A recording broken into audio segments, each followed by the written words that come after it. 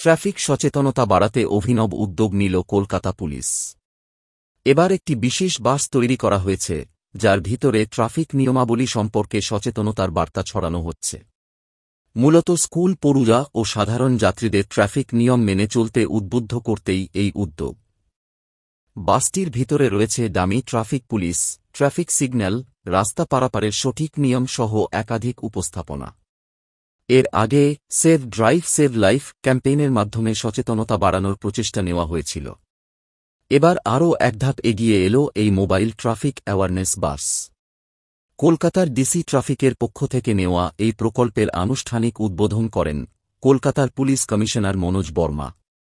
তিনি জানান, যেমনভাবে সাইবার ভেহিকেল শহরের বিভিন্ন স্কুল ও আবাসনে গিয়ে সচেতনতামূলক প্রচার চালায়, তেমনভাবেই এই ট্রাফিক অ্যাওয়ারনেস বাস সাধারণ মানুষকে ট্রাফিক নিয়ম মানতে ও দুর্ঘটনা রোধে সচেতন করে তুলবে।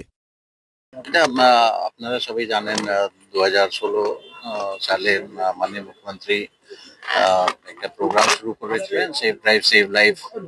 তারপরে আমাদের অ্যাক্সিডেন্টে স্পেশাল এফার্টস করা হয়েছে অ্যান্ড অনেকটাই অ্যাক্সিডেন্ট কমেছে।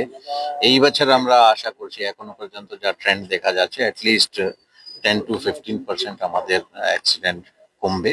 এখন অব্দি যা ট্রেন্ড আছে লাস্ট 7 months। তো একটা আজকে ডিসি ট্রাফিক এন্ড ওনার টিম একটা স্পেশাল এফার্টস নিয়েছে।